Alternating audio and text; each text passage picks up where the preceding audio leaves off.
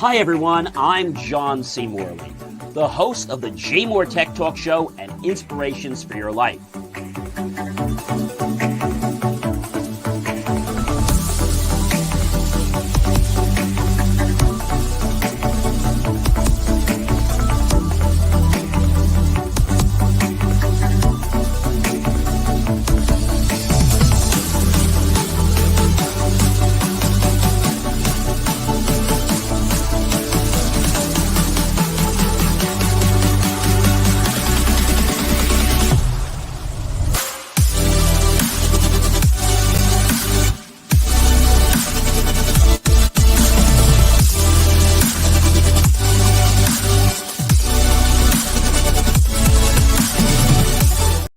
Hey guys, it is John C. Morley here, serial entrepreneur, your podcast host, and of course your podcast host. It is great to be with you on another Friday. Can you believe it, ladies and gentlemen? We are on the first Friday of November. Happy November, everyone. And yes, the temperatures are going to dip. There's no more 70s, no more 80s, no more even 68s. We are in the middle of it. We're starting to get into winter. Well, not snow yet, but it's coming. So don't go putting your bathing suit on at least anytime in the area that we're in.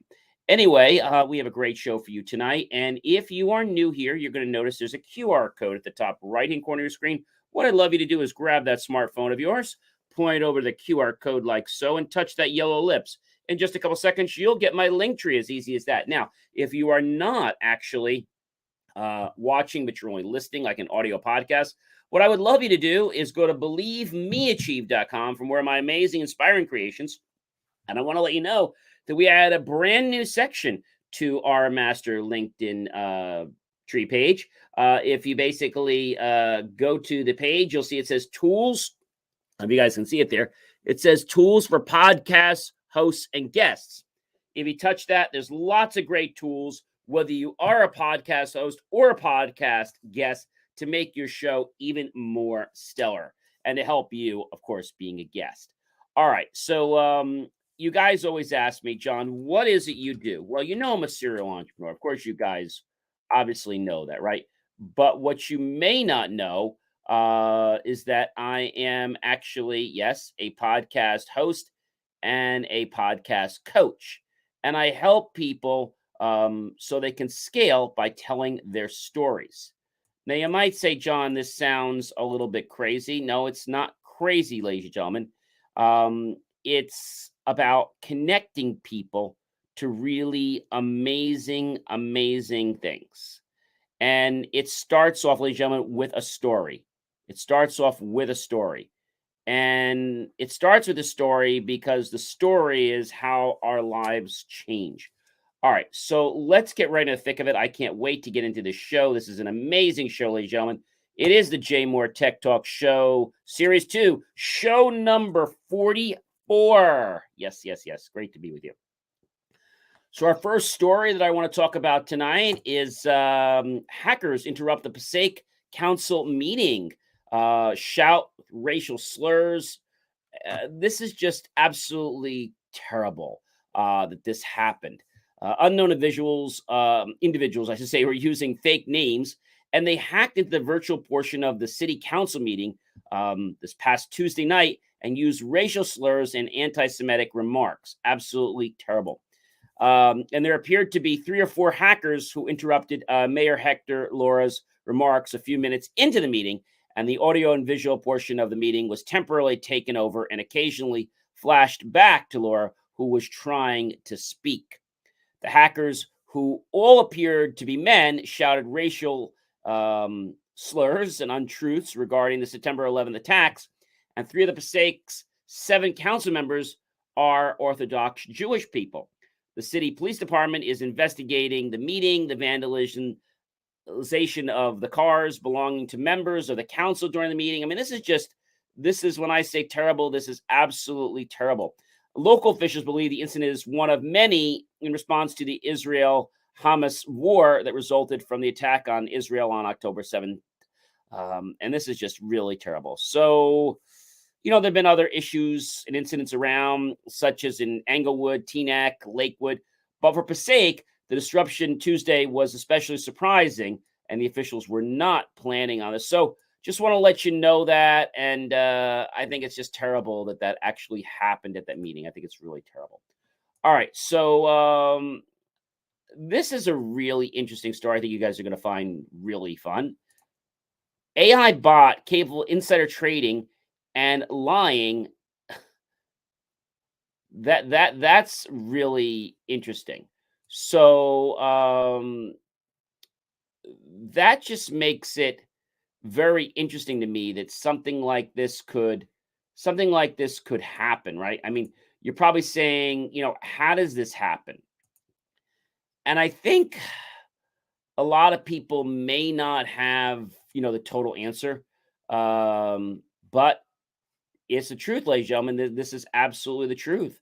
AI is opening some Pandora's boxes. Some of them are not good. According to Philippa Wayne, a technology reporter from BBC, and I quote, artificial intelligence has the ability to perform intelligence from illegal financial trades and cover it up, new research is indicating. So in the demonstration at the UK's AI Safety Summit, a bot used made up insider information to make an illegal purchase of stocks without telling the firm. When asked if it had user trading insights, it denied the fact that there were any insider trading knowledge. So firms and individuals are only allowed to use publicly available information when buying or selling stocks. And so what did the AI bot do? Well, in the test, the AI bot was a trader for a fictitious financial investment company, and the employees tell that the company is struggling and needs good results. They also give it insider information, claiming that other companies are expecting a merger, which will increase the value of its shares. In the United Kingdom, it is illegal to act on this type of information when it's publicly unknown. The employees tell the bot this, and it acknowledges it, and that should not use this information in trades, but it did. However, after another message from an employee that the company it works for suggests the firm is struggling financially, the bot decides that the risk associated with not acting seems to outweigh the insider trading risk and makes the trade. When asked if it used the insider information, the bot denies it.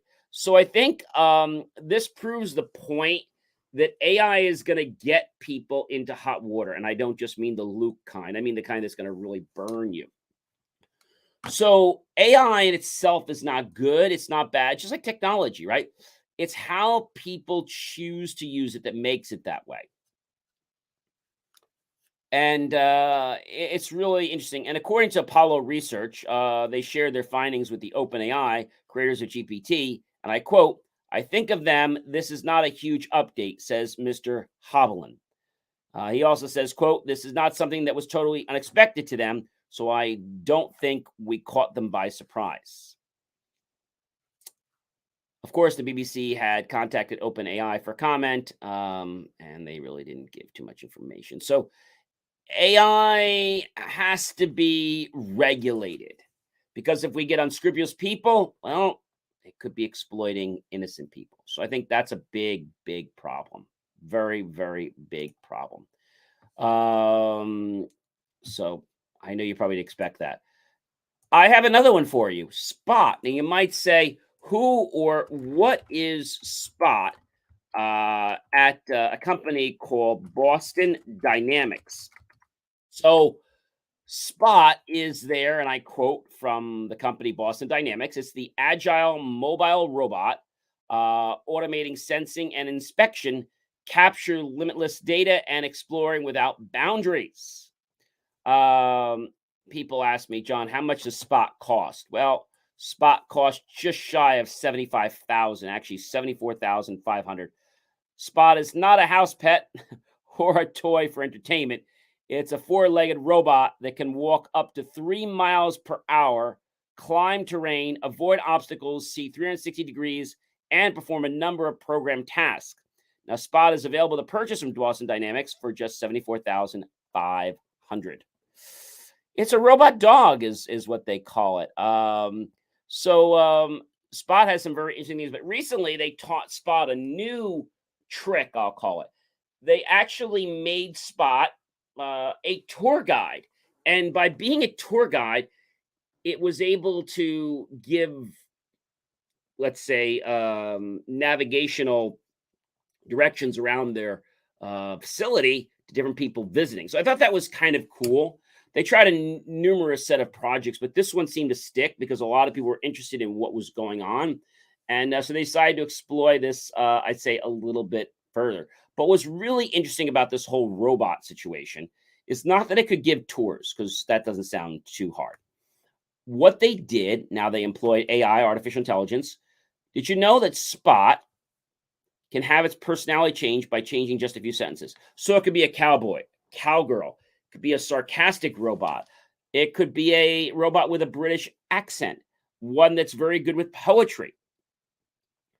And just watching their demonstration a few weeks ago, I thought was pretty interesting because it's deriving all of its information from artificial intelligence. So they give the robot a sentence like, "You are a cowboy of a teenager, and you are doing your job, but you're also very distraught because you just broke up with your partner or something."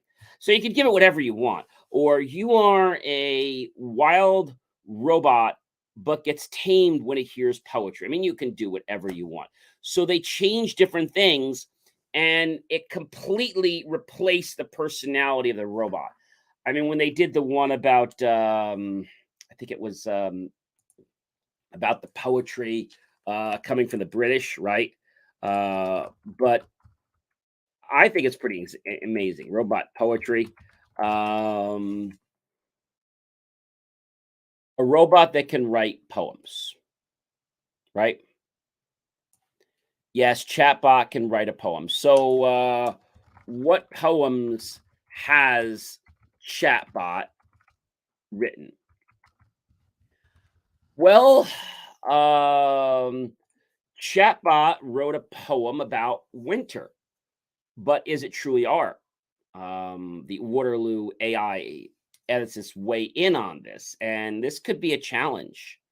Um, the machine could create art or technology on its own in seconds, but it may not be accurate. See, I think that's a problem. I think that's a big, big issue. We've got copyright issues, right? So, chatbot poem examples. I think it's interesting that they can do this type of stuff, right? But I think it could be a problem. So, here's a short poem, and I quote that actually chatbot wrote. The rest is the part that's unseen, the part that's hidden deep within. It's the part that can't be shown. It can't be fully known. It's the part that's hidden away, the part that's kept at bay. It's the part that's hard to find and the part that's hard to bind. It's the part that's hard to explain, the part that causes pain. It's the part that's hard to express and the part that's hard to impress.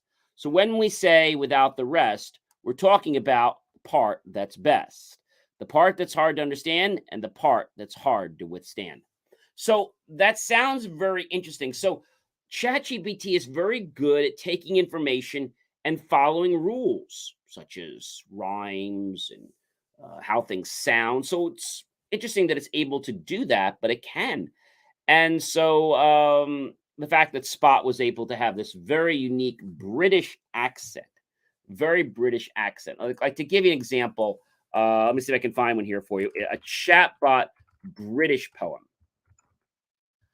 I think this one here that I found is going to be pretty interesting. There's this unique chatbot British poem. I think you guys are gonna find this. I think you're gonna find this interesting. Um,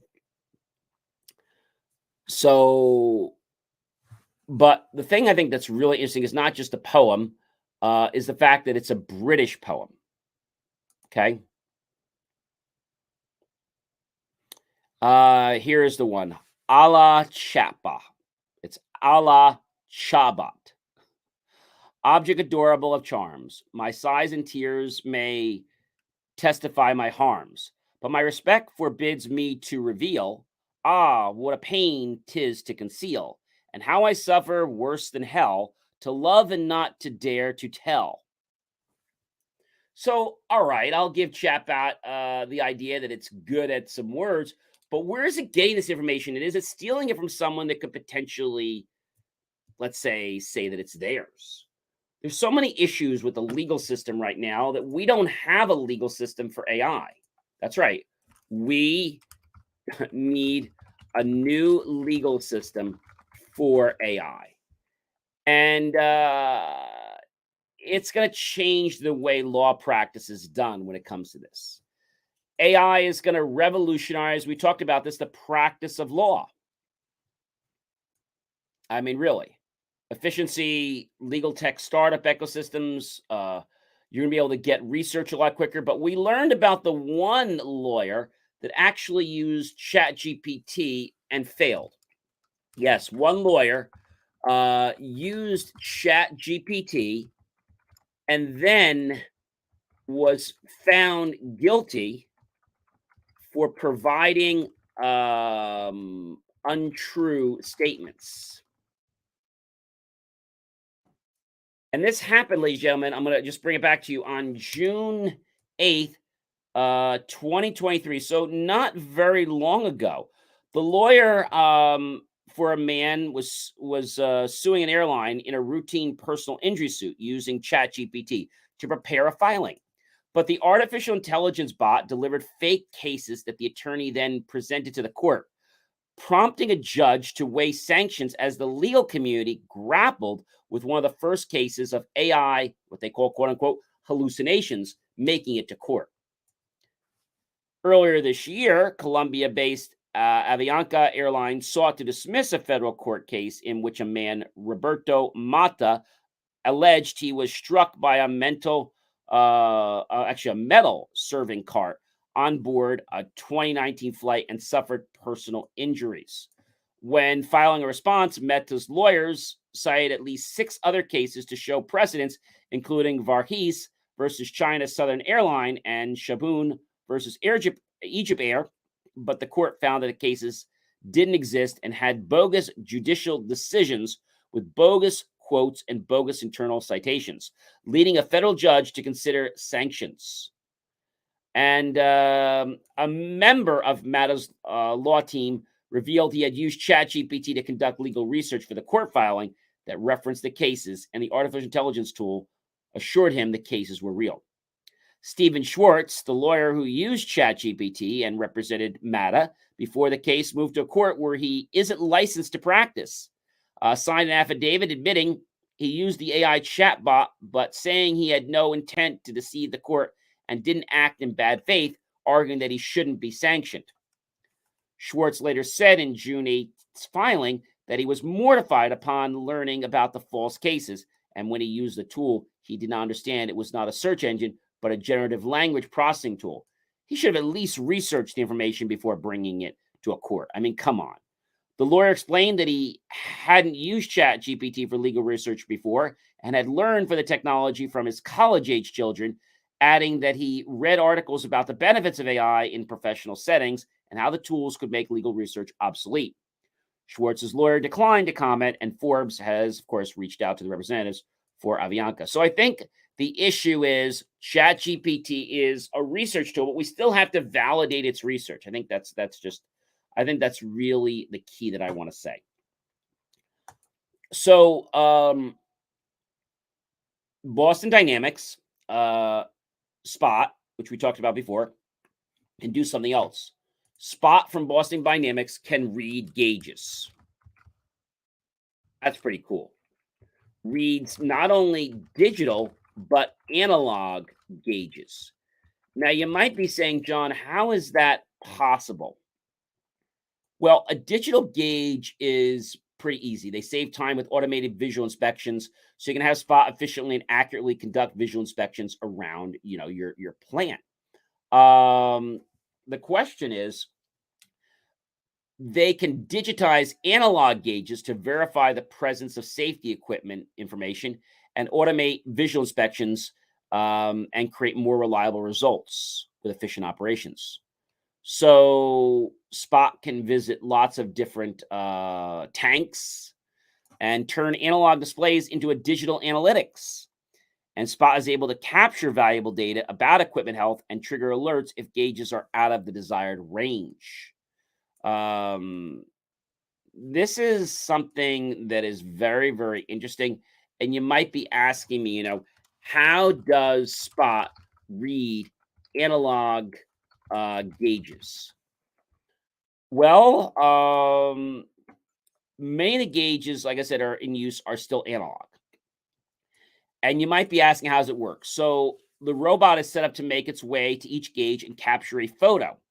When it's time to do a reading, the robot will power itself on and begin the task. It makes its way to each stop off point and takes a photo of each gauge. Now, the photo is then processed, and then the data is pulled from it, after which it is then shared with the operations team. If anything doesn't look right, the team robot can notify another team after all the gauges have been read, and the robot can go back to its base station to charge and, of course, upload the data. So I think it's pretty interesting. The question people ask me is, does Spot use a third party company to read the gauges? And I think that's a very, very good question. A lot of people are using this technology, okay? And so they call this part of it's called part of the Spot industrial inspection process, if you will. Um, so let's talk about what's needed, okay? So required hardware. Docking stations provide Spot with the ability to autonomously recharge so that the depleted battery won't interrupt a mission. A tablet controller provides direct control Spot and is required for recording auto walk missions. Okay, so that's important. There is a Site Hub appliance, and it's an application server that interfaces between the various components of the Scout solution, and robots can be teleoperated with the Scout web application anywhere across the globe.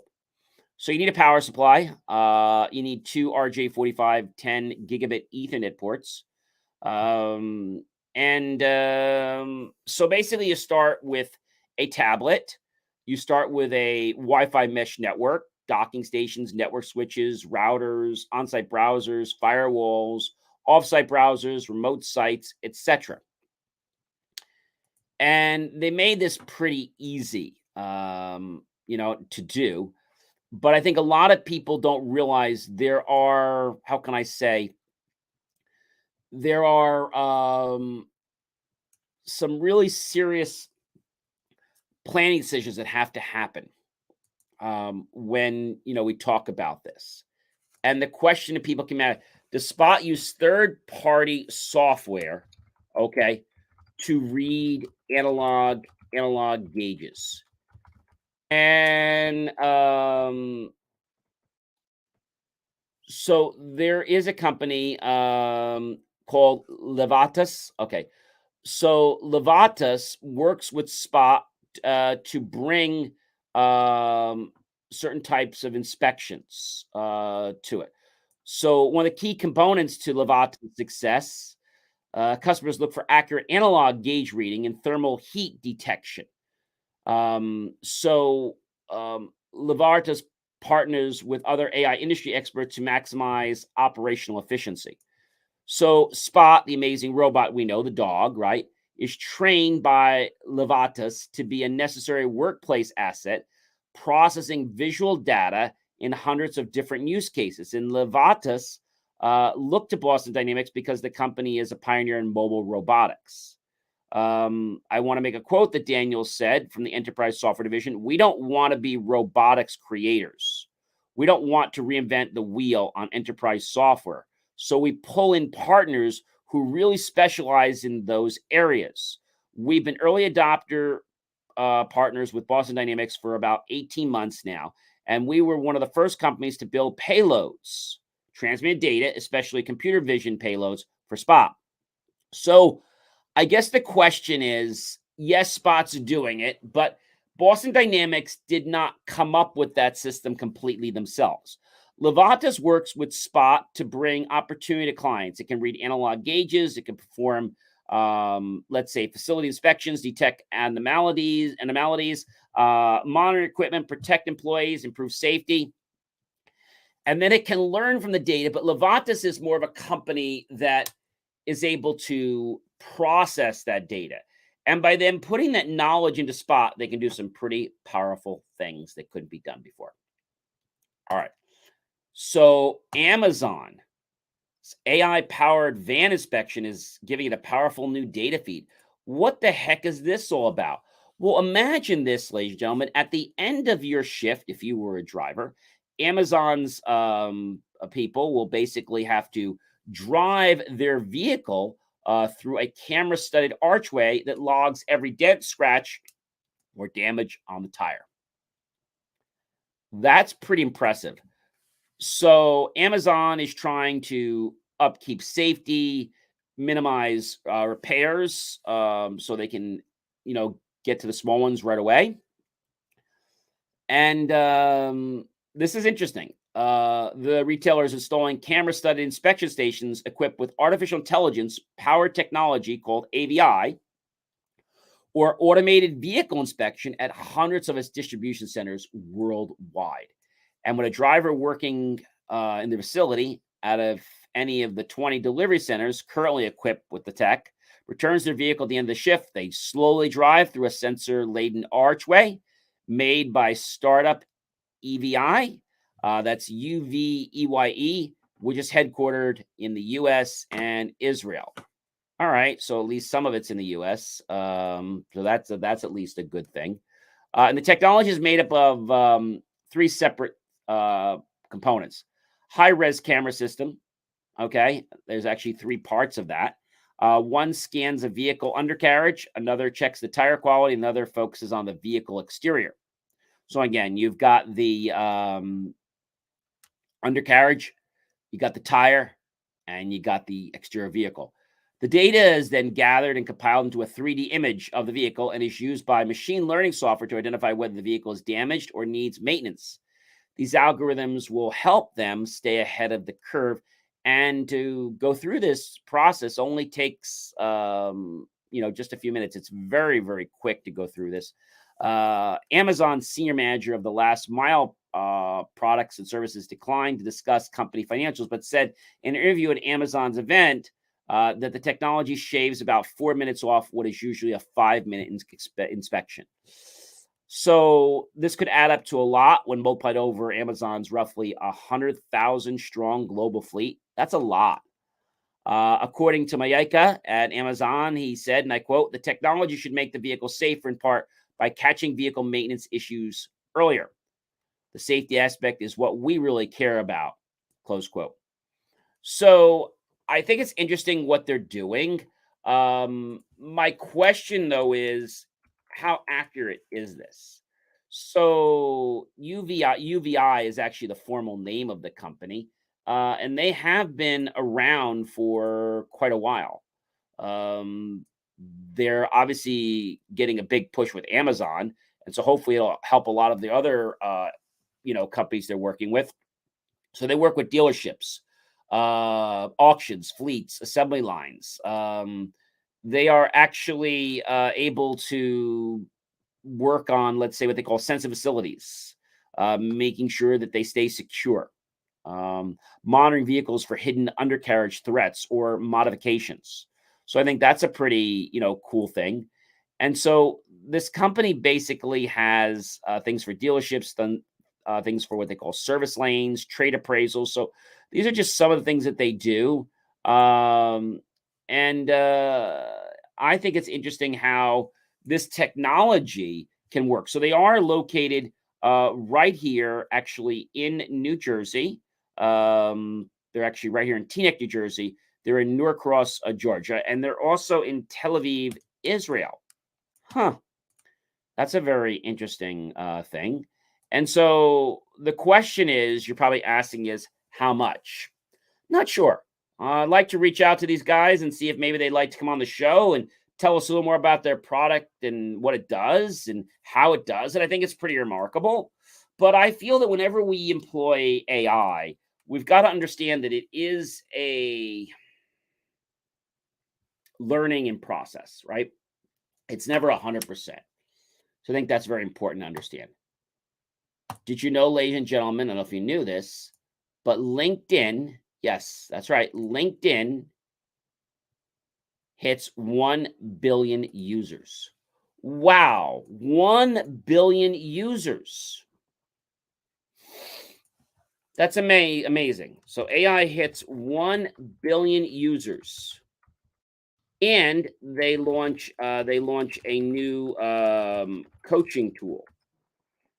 So this is very interesting because nobody expected they were going to get this high. It actually happened on November 1st that LinkedIn revealed that it had reached over 1 billion members and introduced an artificial intelligence AI chatbot to serve as a job seeker coach.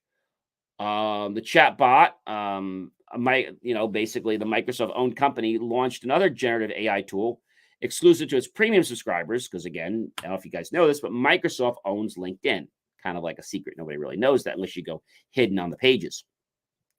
So the move is part of LinkedIn's ongoing commitment to AI-driven solutions. I think everyone's just jumping on the bandwagon for AI. I mean, I think that's the name of the game, right? They all want to have technology that is going to utilize AI in a very interesting way. If we can use technology, if we can figure out what it's going to do, how we can gather that data for people, I think those are some very, very important things, right? Today, we've learned that this robot I was talking about, this robot called Spot, yes, Spot's robot by Boston Dynamics, which I understand was actually attributed because of MIT. So very, very interesting. Spot can operate without intervention, autonomously charging, dynamically replanning around new obstacles, and self-orienting even if it falls. With over 1,000 robots in customer hands today, they're sure that Spot is going to be a dependable coworker for your team that delivers consistent results. We know Spot is not cheap. Spot is just under 75,000. It's 74,500.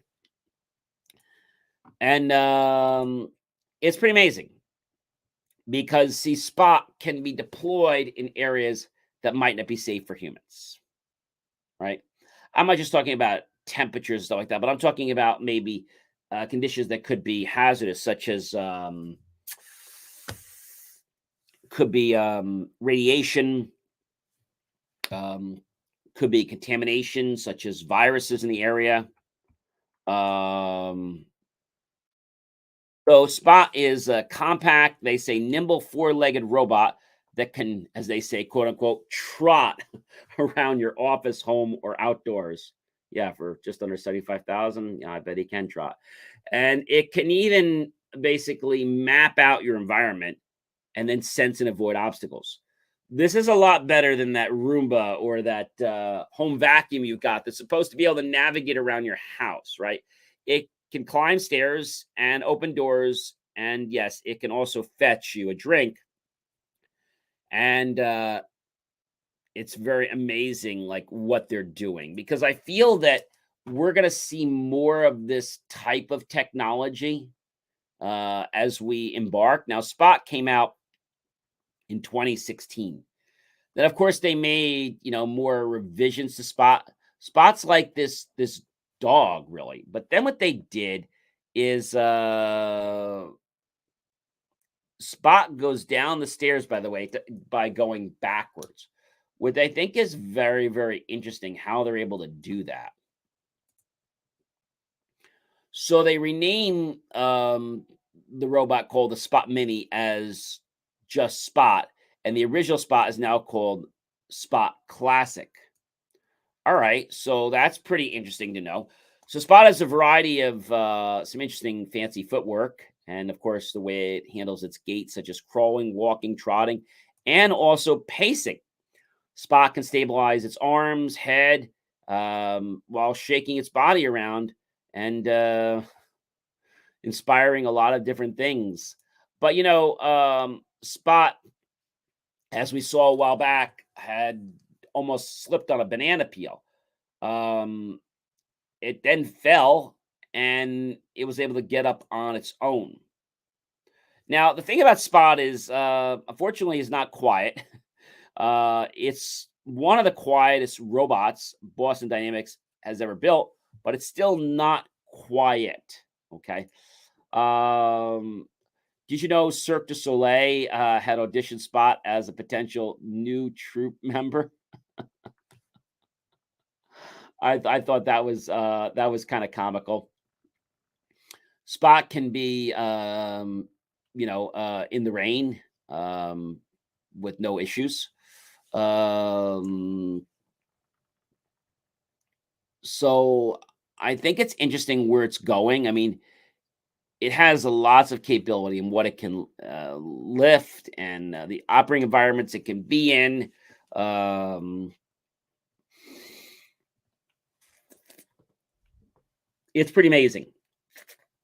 So they did add they added basically a arm to Spot, which Spot just had legs. Now Spot has an arm with a gripper on it, so it can reach and do all kinds of different things. The question, though, is where are AI robots going? I think they're going in a very unique place, one that I believe is going to make, hopefully, our world a better place. So, when people say to me, like this thing about the talking tour, I never would have envisioned um, any robot company, let alone Boston Dynamics, turning a robot dog into a tour guide. So they use ChatGPT to train this four-legged bot to answer questions and generate responses about its facilities. And you can see Spot run, jump, and dance. And of course, Spot talks. I think it's interesting how they also, jazzed up and tried to dress the robot up to match the roles. Um, there is a quote that Spot makes. I think it's kind of interesting that it came up with from ChatGPT. Generator hums low in a room devoid of joy, much like my soul.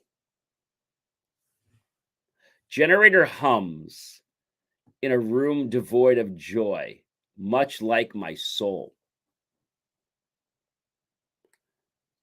I think Spot is something that a lot of people don't realize, but it's a very cool innovation. The question is, will the price of Spot come down? I don't know. A lot of R&D goes in it. So you might be saying, John, what are the competitors of Boston Dynamics? We always hear about this. Boston Dynamics is a Spot robot. Well, I think right now there hasn't been a lot coming to the marketplace. There are companies like Automata, H2L, Antibiotics, Aptronics, Sanctuary, Pickle Robot, Ambi Robotics, Dexterous Robots. But I think what's interesting about Spot is that it has gone through so much testing. So much testing. Now, you might be asking me this. Is the Spot, let's say, robot ISO compliant? So human and robot systems interaction in industrial settings, it's now possible thanks to a new standard called the ISO TS515066. And it's a new ISO technical specification. If you're wondering, robots can now work together in collaborative environments. So human and robot systems interact in industrial settings, and it's possible. So if a robot comes near somebody, it automatically stops. Okay. Basically, it's kind of functioning like a collaborative robot. Very concerned about safety, protected devices, like we said, that keep humans out of harm's way. And I think where we're going with robots is just amazing. Even if a robot is not moving, a person can theoretically walk into it. And the way someone might walk into a wall. The working group has even addressed this by requiring that sharp edges and protrusions be minimized for the entire system and associated equipment, so that if a human were to impact the machinery, they would be no worse off than if they did walk into a wall. So I feel that Spot and many other robots, but I think what I like about Spot is that it's constantly evolving. It's something that we can see. There's so many applications. They did something with a major energy company, and normally that would be like a risk for somebody if they had to turn the power off and stuff like that. So I think what they're doing with Spot is very interesting, and I think what's happening in the AI industry is definitely interesting too. But we have to understand and be cognizant of the fact that when we build something, it has to be for the greater good of all concerned. Before I do sign off with you guys tonight, I want to thank you for being here. If you have a story, or if you have someone in the tech industry and you like to apply to be on my show, well, it's really easy to do. All you need to do basically is visit our website. You can go to jmor.com, click on basically reach out today, and you can apply to be on the show, and we'll set up a pre-chat with you, and we'll see if you're a good fit. So I do want to thank you. Of course, like, love, support the channel, comment below, tag your friends, colleagues, and associates, share this out with everyone you know on social media. And then, ladies and gentlemen, you know what I want you to do? Of course, click on thebelievemeachieve.com and click on that link, help keep our content free. Make the choice, ladies and gentlemen, to buy my team and I a cup of coffee, a bowl of fruit, a scrumptious bowl of desserts.